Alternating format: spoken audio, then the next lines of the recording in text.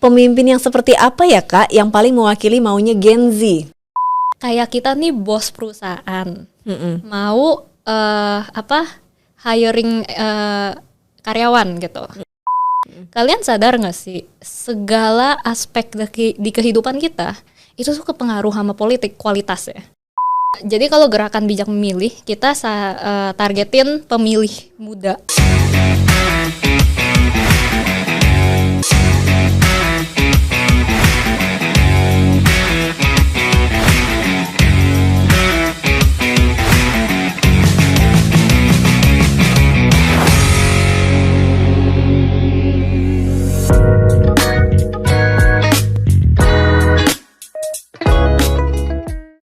Halo teman pemilih, apa kabar semuanya? Semoga teman pemilih dalam keadaan sehat dan terus semangat menyambut pemilu 2024 yang sudah semakin dekat. Nah teman pemilih, pemilu 2024 sudah masuk hitungan bulan nih pemilih ya. Dan yang kita ketahui bahwa pemilu 2024 nanti data menunjukkan bahwa pemilih yang mendominasi di pemilu tahun depan adalah pemilih muda yang rentang usianya mungkin berada di generasi usia milenial dan Gen Z.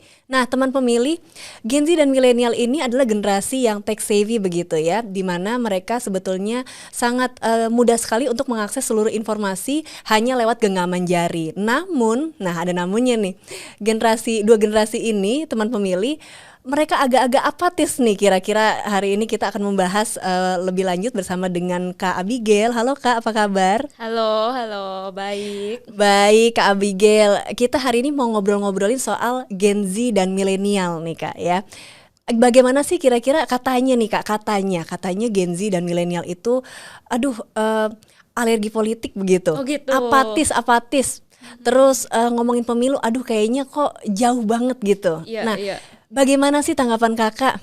Iya, aku sering banget sih dengar itu. Sering banget ya Kak? Iya, di mana-mana kan banyak banget ya kampanye. Anak muda harus melek politik, Iya. anak muda tidak boleh apatis. Artinya kan ada asumsi bahwa anak muda memang apatis, gak peduli, gak melek politik dan jauh gitu ya. Apalagi ini sekarang kita 2024 udah mau pemilu, aduh kok kayaknya masih cuek-cuek aja gitu. Itu ada narasi-narasi dan asumsi-asumsi itu aku sering banget dengar sih. Udah nggak asing lah ya. Udah nggak asing. Benar. Sebentar, sebelum kita ngobrol lebih jauh nih Kak, Oke. teman pemilih tahu nggak Kak Abigail siapa? Nah, Nggak ayo, ada yang tahu nggak? Coba komentar dulu di bawah. Oh ini live ya? Enggak, ini enggak live. Kak Abigail ini adalah founder gerakan What is Up Indonesia atau disingkatnya apa Kak? Wiwi. Wiwi. Dan Mungkin koreksi dikit, co-founder. co-founder, Iya, oke, co-founder dari gerakan What is Up Indonesia atau Wiwi dan gerakan bijak memilih ya Kak ya. Benar. Gerakan bijak memilih. Nah Kak, ini menarik ini, What is Up Indonesia atau Wiwi dan bijak memilih. Kita mulai dari bijak memilih dulu. Apa ini? Boleh diperkenalkan ke teman Ya. pemilih nggak? Apa sih gerakan ini Kak? Gerakan bijak memilih ini? Benar, oke. Jadi mungkin kalau misalnya bijak memilih, itu tuh singkatnya adalah sebuah website yang dimana ini adalah produk kolaborasinya What is Up Indonesia sama Think Policy. Nah, What is Up Indonesia ini aku dari yang co-foundernya What is Up Indonesia, ini bisa dibilang media independen yang rangkum kejadian-kejadian berita-berita sosial politik Indonesia ke dalam bahasa Inggris. Terus kita kasih memes, kita kasih lelucon, kasih pop culture reference biar lebih nggak intimidatif, lebih bisa dicerna gitu ya. Nah ini ada Think Policy. Think Policy ini adalah bisa dibilang social enterprise yang untuk ngebantuin, ngepromosiin healthier ecosystem untuk public policy di Indonesia. Nah ini berdua kerjasama bikin anaknya jadinya bijak memilih. Nah, bijak memilih ini adalah website yang kita kumpulin semua informasi-informasi relevan untuk pemilih nanti di 2024. Soalnya kan banyak ya. Kita kan bakal milih banyak banget ya. Banyak banget. 2024. Ada berapa yo Kak? Ada 5 ya. Yes, Ya betul. kan? Ada 5 Ada 5 surat suara yang akan nanti ini ya. Benar. Dan di itu TPS. kan banyak banget yang kalau misalnya mau milih bener-bener tuh risetnya artinya banyak banget ya. Banyak dan banget. informasi itu kan ada di sini dan banyak orang yang kayak aduh mulai dari mana nih? Riset apaan gitu, bingung. Nah, jadinya bijak memilih satu website, kita kumpulin dan kita kurasi informasi-informasi yang relevan itu kita masukin. Ada 3 fase. Yang pertama itu isu. Jadi kita pertama identifikasi dulu. Menurut kita semuanya tuh harus berbasis isu yang terpenting. Jadi isu-isu apa aja sih yang penting di Indonesia, yang dipedulin anak muda. Nah di situ kita bisa dilihat ya di websitenya bijakmemilih.id. Nah di sini bisa kelihatan isu apa sih. Di sini teman pemilih ya. Di sini teman pemilih. Itu. Nah lihat sini. Terus nanti bisa dilihat juga partai mana stance-nya tentang isu ini apa gitu. Biar kita bisa cari, oh partai mana sih yang paling cocok sama prioritas dan selera saya juga gitu. Nah itu fase 1. Kita ada quiz juga. Kalau bingung aku nggak tahu nih isu apa yang aku peduli gitu, bisa ambil quiz, nanti algoritmanya ngasih tahu, oh kamu peduli hak minoritas, oh kamu peduli pendidikan. Nah tinggal lihat nih si partai sama kandidat mana yang sesuai sama prioritas kita. Itu fase 1 yang udah launch. Fase 2 yang bakal launch soon itu fokusnya tentang partai politik. Jadi komplain kedua yang paling aku sering dengar dari anak muda itu, Kak aku nggak bisa bedain partai politik. Mirip-mirip gitu kan. Paling bedanya tuh pemimpinnya, apa ketuanya sama warna, sama logo gitu.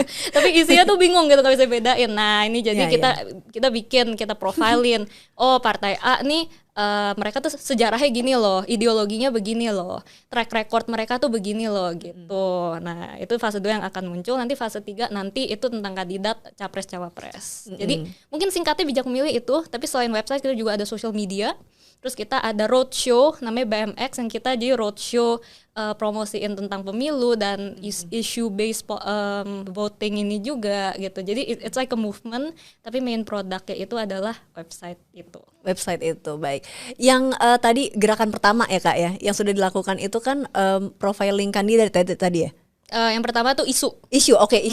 Nah isu apa ini Kak yang ditangkap dari bijak memilih? Iya, jadi tuh untuk profiling isu kita ada angkat untuk sekarang 15 isu.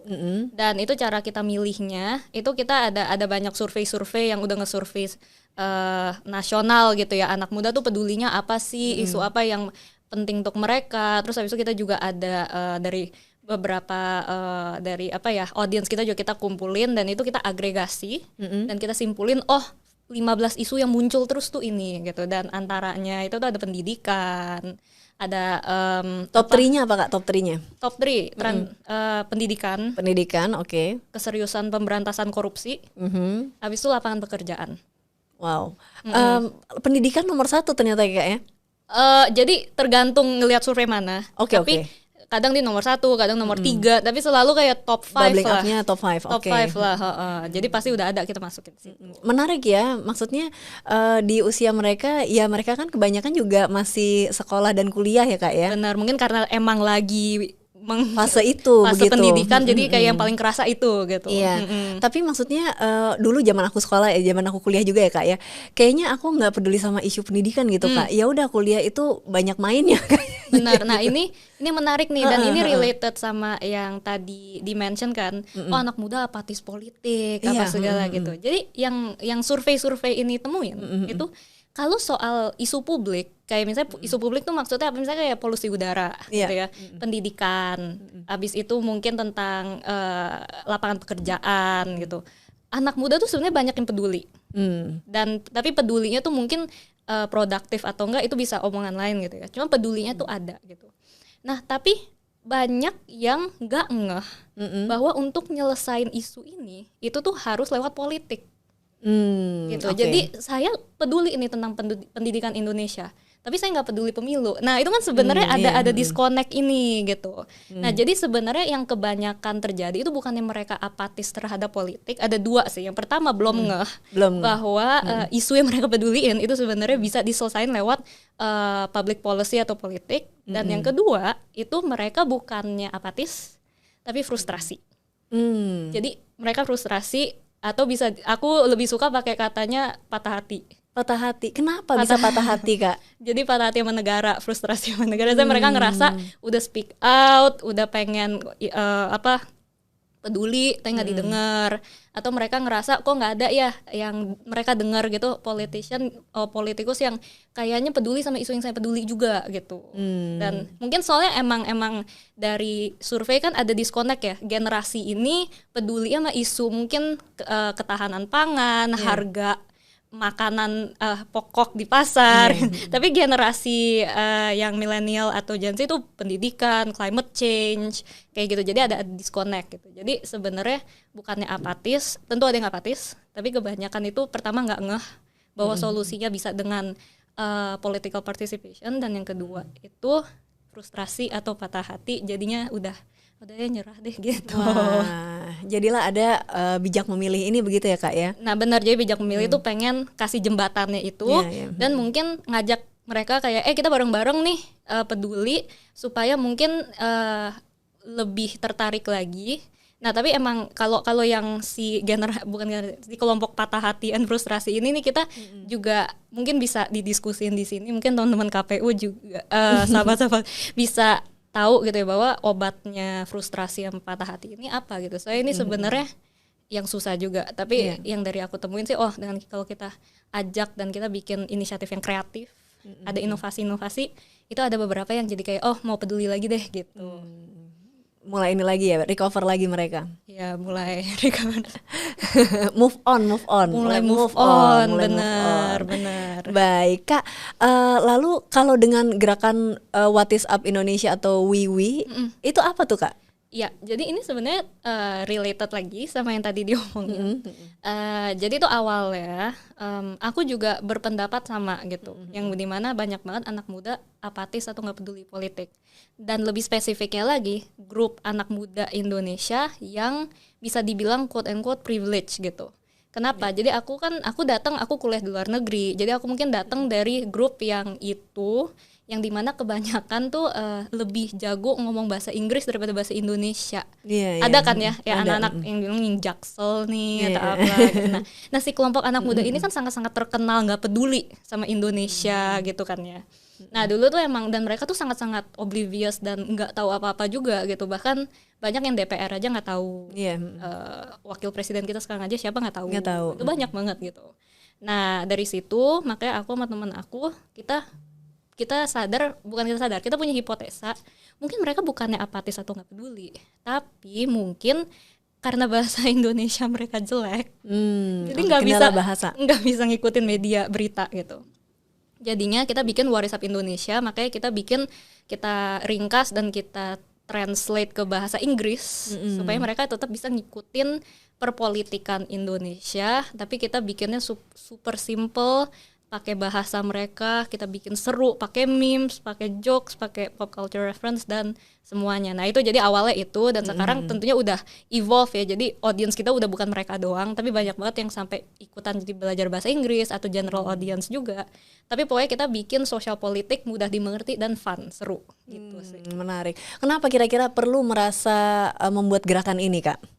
Jadi menurut aku pertama awalnya menurut aku sayang banget bahwa ada satu kelompok anak muda yang tadi itu ya, cuman karena mereka tuh bisa bilang quote and quote privilege secara edukasi, jadi mereka belajar dalam bahasa Inggris, emang udah tumbuh besar, bukan salah mereka kan, orang tuanya ajarin bahasa Inggris, kuliah di luar negeri, sekolahnya ngomong bahasa Inggris, akhirnya mereka, dan itu aku juga gitu, jadinya aku lumayan bisa ngerti.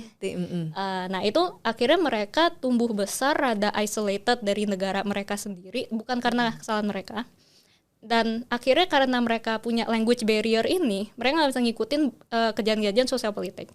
Tapi mereka tuh peduli banget sama isu sosial politik secara general. Bisa dilihat kalau misalnya isu-isu Amerika kayak Black Lives Matter apa segala itu, mereka speak out-nya lumayan gitu. Iya, 2020. Bener. Black Lives Matter ya. Nah jadinya kan gini, artinya kepedulian akan isu sosial politik ada. Cuman mereka nggak peduli, mereka nggak bisa ngikutin di Indonesia. Itu sayang pertama. Yang kedua, padahal mereka itu yang punya resources. Waktu, uang, koneksi, platform yang kalau mereka speak out, mereka mungkin pembuat kebijakan atau CEO perusahaan itu tuh bapaknya atau pamannya gitu. Yang kalau misalnya mereka paham isu negara kita ini apa dan mereka tahu bisa ngikutin, mungkin mereka bisa bikin gerakan-gerakan yang strategis dan mereka punya resources untuk ngelakuin itu. Nah tapi justru anak-anak yang punya resources ini yang paling nggak bisa ngikutin isu. Nah itu menurut aku sangat-sangat mismatch dan sayang. Ada potensi tapi ya. Benar. Akhirnya mereka bikin gerakan-gerakan banyak yang mungkin bikin gerakan-gerakan yang kurang mendarat, atau yang kurang tepat sasaran. Nah, jadi itu ada sayang menurut aku, makanya bikin WhatsApp Indonesia. Wah, seru banget ini. Nah, kita akan ngobrol-ngobrol lebih banyak ya teman pemilih bersama dengan Kak Abi. Jangan kemana-mana, tetap stay tune di podcast KPWRI.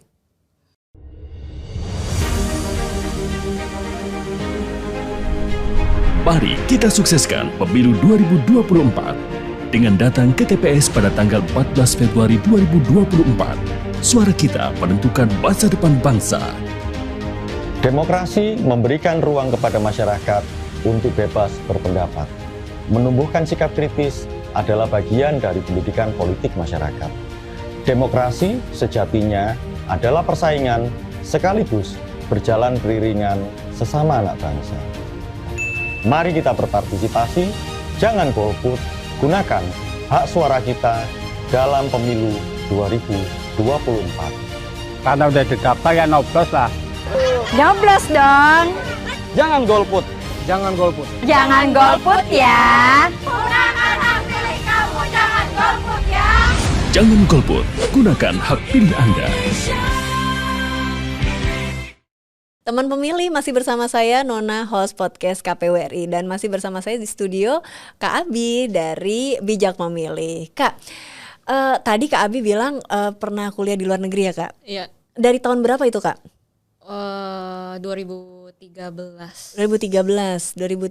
sampai 2017. Oke, baik.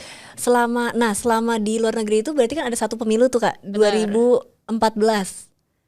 2014 ikut milih nggak waktu itu Kak? Enggak. Kalau 2019 Kak? Ikut milih. Oke. Kak, pertanyaannya adalah sejak kapan nih Kak Abi mulai peduli dengan politik dan kepemiluan? Iya, jadi mungkin dengan jawaban aku tadi ketahuan ya, dulu yang nggak peduli. Sama Kak, aku juga gitu kan. Benar, mungkin bisa diceritain juga. Aku teman pemilih ini for your info. Saya dulu di UK, dan di UK itu 2008 sampai 2012. Ada pemilu di 2009, tapi tidak terinfo sama sekali teman pemilih. Jadi sama Kak kita. Tapi lucu ya, kehidupan sekarang host podcast KPU. Di KPU, tapi dulu tidak terinfo sama sekali teman pemilih. Yap, oke. Jadi ya aku dulu juga nggak peduli, dan menurut aku tuh tentunya ada berbagai alasan.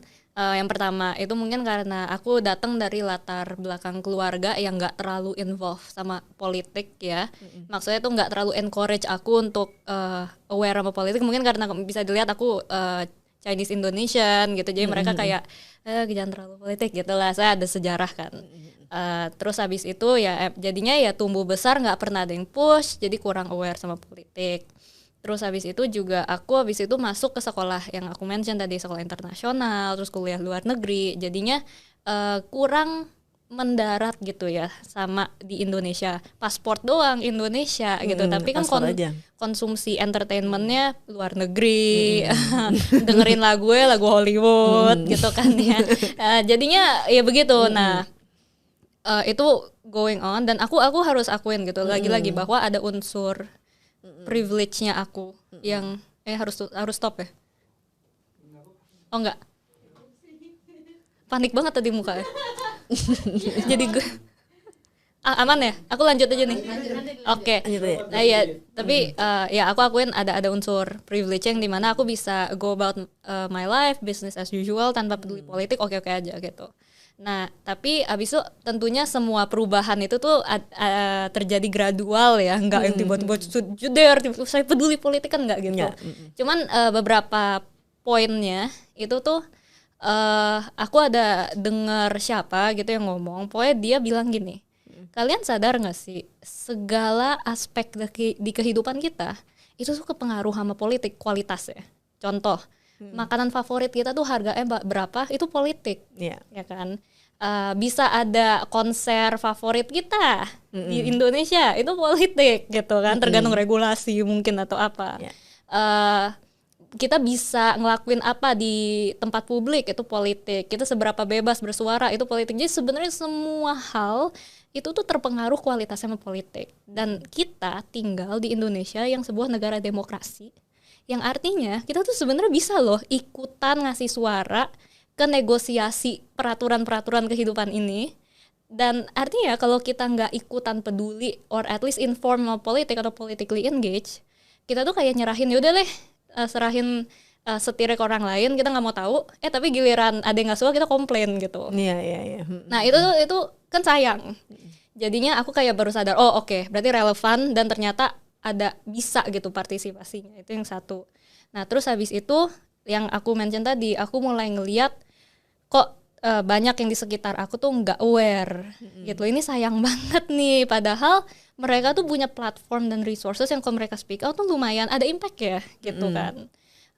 Terus habis itu jadinya dari situ udah habis itu ngelewatin yang mungkin tahun 2019 itu titik baliknya aku yang ada reformasi di korupsi, yang demo yang gede-gedean. Itu udah gede banget, udah nggak bisa nggak sadar gitu kan ya. Jadi akhirnya aku sadar, oh ada hal-hal yang sangat mempengaruhi kehidupan kita. Ini real, aku udah nggak bisa nggak peduli lagi. Jadinya akhirnya aku kayak oke, aku mau peduli politik gitu. Itu di tahun berapa tuh Kak? 2019 ya. 2019 ya? Iya 2019. 2019. Nah, apakah itu bertepatan dengan dibentuknya Wiwi? Wiwi itu 2020. Oh 2020. Jadi pas COVID. Soon after that. Tapi iya itu jadi aku aware dulu sama politik, jadi mulai peduli. Abis itu karena aku peduli jadi sadar, oh teman-teman aku ternyata nggak peduli gitu. Atau bukan yang nggak peduli ya, tapi tidak bisa ngikutin gitu kan karena barrier bahasa dan ternyata ada alasan-alasan lainnya juga. Siapa yang dijangkau oleh gerakan bijak memilih ini Kak? Ya, jadi kalau gerakan bijak memilih, kita targetin pemilih muda, orang muda, yaitu umur 17 sampai 45 tahun. 17 sampai 45 ya, Kak? Iya, itu kan lebih dari 50% ya. Iya. Nah, tapi dari pool itu, kita lebih fokusin lagi ke urban middle class youth. Jadi, mereka yang punya akses ke internet, makanya produk kita kan website gitu.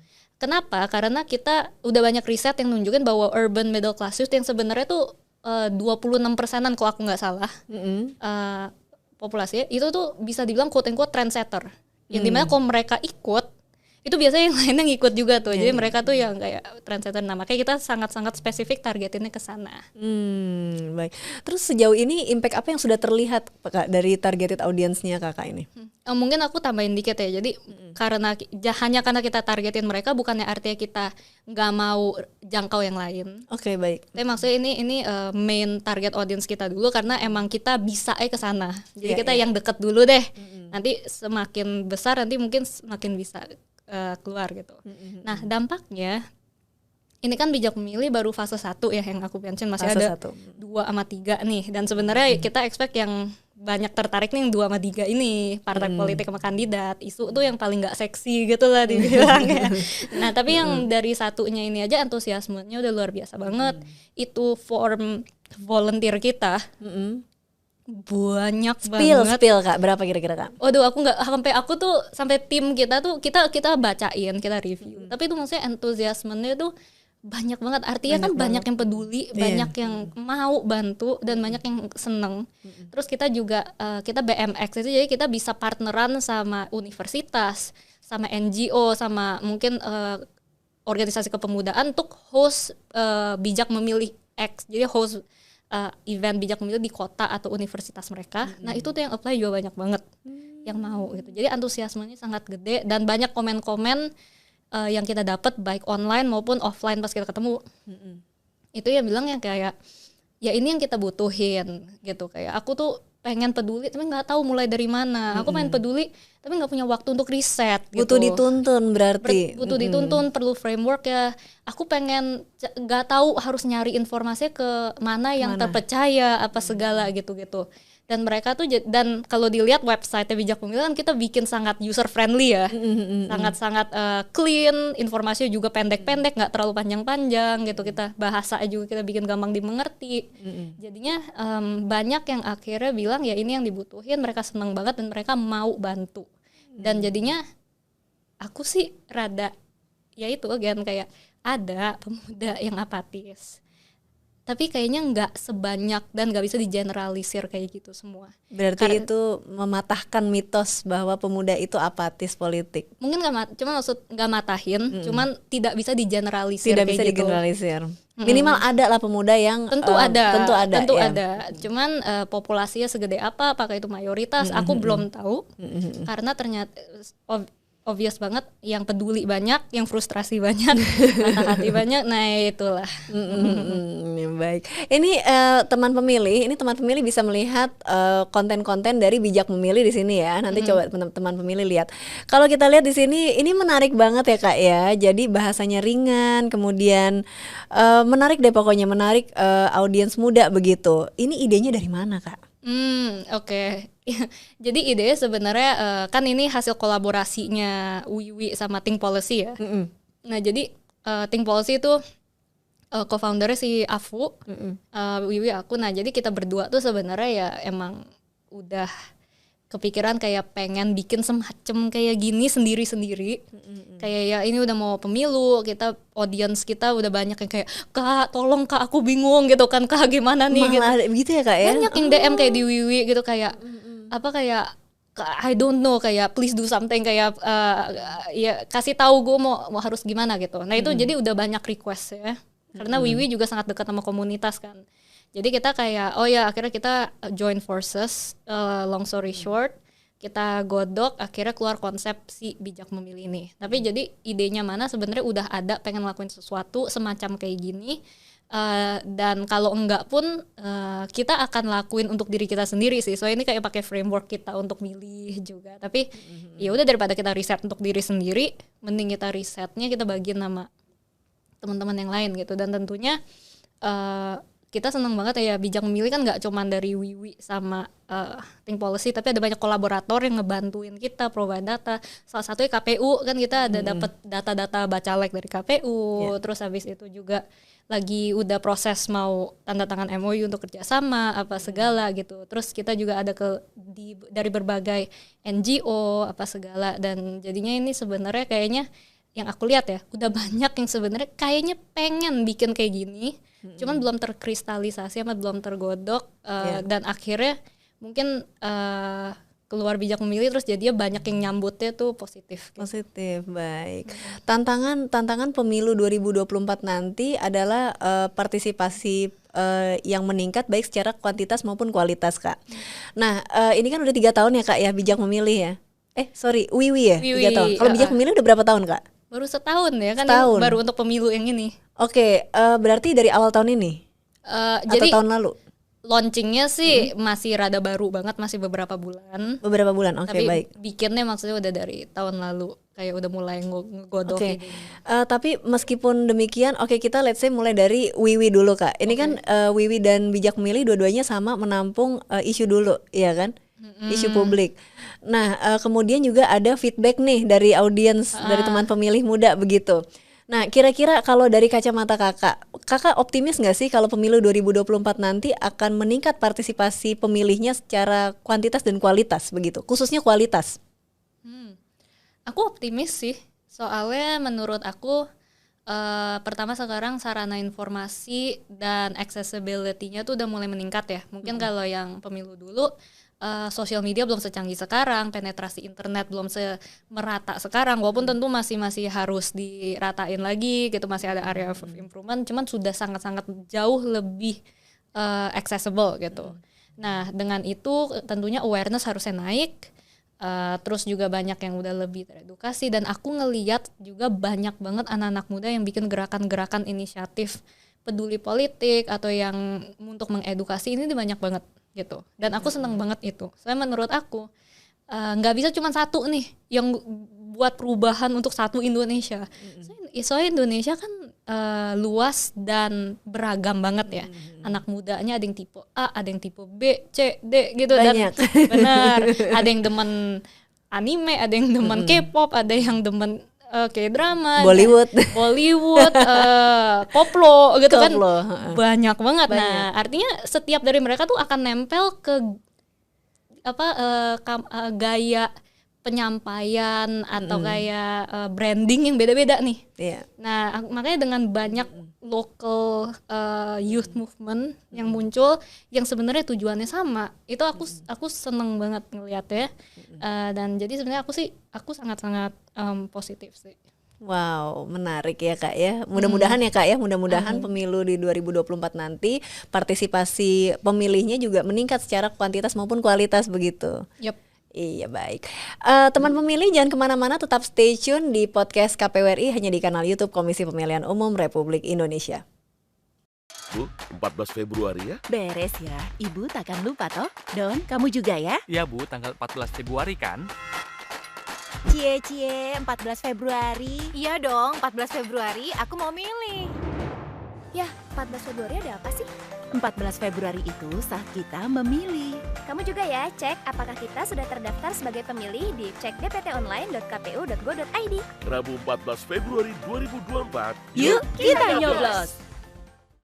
Teman pemilih masih kembali bersama saya Nona, host podcast KPU RI, dan bersama saya Kak Abi dari Bijak Memilih. Kita sekarang masuk di segmen tanya jawab Kak. Oke. Tanya jawab pertanyaan dari teman pemilih nih. Ada pertanyaan dari teman pemilih kuliah online. Pertanyaannya Kak, pemimpin yang seperti apa ya Kak yang paling mewakili maunya Gen Z? Oke. Pertanyaan yang menarik. Mungkin aku rada tarik, aku nggak mau jawab langsung. Cuman jadi gini.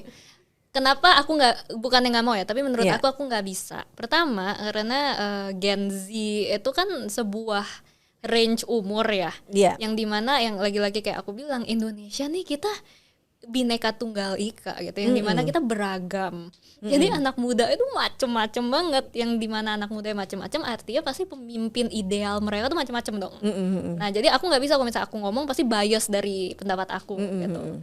Nah tapi yang kedua mungkin yang lebih produktif atau bisa dijawab itu tuh presiden yang kayak apa sih, yang mungkin framework apa yang bisa dipakai supaya bisa milih presiden yang tepat untuk saya.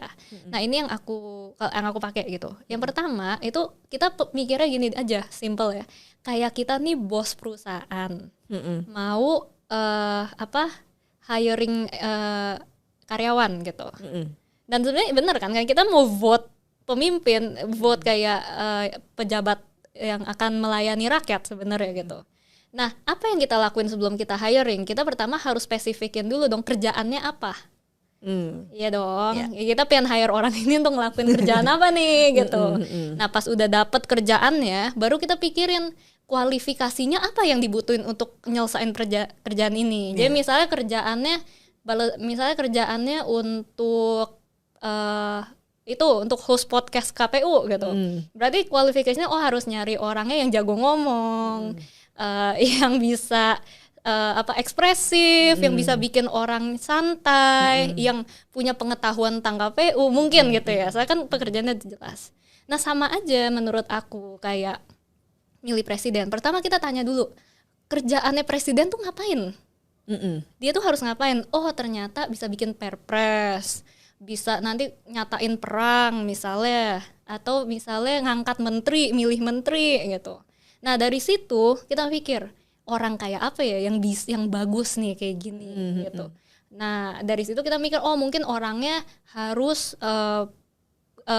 harus nggak diskriminatif biar milih menterinya sesuai merit gitu, sesuai kebisaannya atau apa. Nah itu nanti kita listin aja berdasarkan kerjaannya. Nah dari list ini baru kita riset gimana kita bisa taunya, kita lihat sejarahnya, track recordnya, kalau dia ngomong itu dia ngomongnya apa, poin-poinnya. Jadi bisa dari gitu aja, dan itu kan kalian yang decide. Kalian tuh pengen orang yang menurut kalian yang pemilihan menteri itu yang bagus tuh kayak gimana. Nah itu kriteria subjektif terserah kalian gitu. Oke. Dari kuliah online ya, terima kasih teman pemilih kuliah online atas pertanyaannya. Lanjut ke pertanyaan kedua dari teman pemilih Satelit Demokrasi. Waduh, Satelit Demokrasi. Namanya seru-seru banget. Satelit Demokrasi. Halo Kak Satelit Demokrasi, apa kabar? Terima kasih ya untuk pertanyaannya. Pertanyaannya adalah kontennya bijak memilih kebanyakan bilingual ya Kak? Apakah sengaja? Jadi mungkin ngelihat ke Instagram mungkin, ke sosmed. Bijak memilih sosmednya ya. Jadi mungkin ada bilingual, maksudnya bahasa Indonesia sama bahasa Inggris ya. Jadi sebenarnya website kita semuanya bahasa Indonesia. Tapi beberapa konten kita ada bahasa Inggris, itu karena lagi-lagi WhatsApp Indonesia si Wiwi ini nih bahasa Inggris kan, dan itu juga untuk ngakomodir yang tadi ada pemuda-pemudi Indonesia yang aku bilang tadi itu tuh yang rada kurang mudeng, dan tentunya juga untuk mungkin yang diaspora gitu. Nah itu jadi kita akomodir itu. Nanti di website Bijak Memilih juga bisa ada opsi untuk versi bahasa Inggris ya. Jadi lebih untuk inclusion aja sih. Supaya ada memang 2 versi ya Kak, begitu ya? Iya, soalnya emang kebutuhannya begitu gitu. Ya. Baik, kita sudah sampai di akhir sesi. Kak Abi, untuk menutup podcast episode kali ini, mungkin Kak Abi bisa memberikan apa kira-kira pesan Kak Abi untuk teman pemilih untuk pemilu 2024 nanti? Untuk teman pemilih ya. Sesimpel bikin keputusan berdasarkan data yang bisa kalian pertanggungjawabin sih. Mau kalian pilih, nggak pilih, milih A, milih B atau apapun, harus berdasarkan data, bukan karena males atau karena males ya apalah gitu.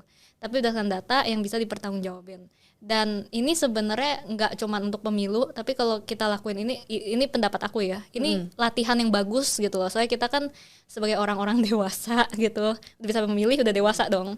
Itu kan harus bisa bikin keputusan-keputusan berdasarkan data yang bisa kita pertanggungjawabin. Nah ini bisa jadi salah satu yang kita latih aja di situ gitu. Oke, baik. Terima kasih Kak Abi sudah meluangkan waktu dan sharing di studio podcast KPWRI, dan terima kasih kepada teman pemilih yang sudah setia bergabung. Saya Nona, host podcast KPWRI undur diri. Sampai jumpa di podcast episode berikutnya. Podcast KPWRI terdepan bicara kepemiluan. Sampai jumpa. Bye. Bye. Thank you Kak Thank Abi. you. Thank you for having me. Thank you.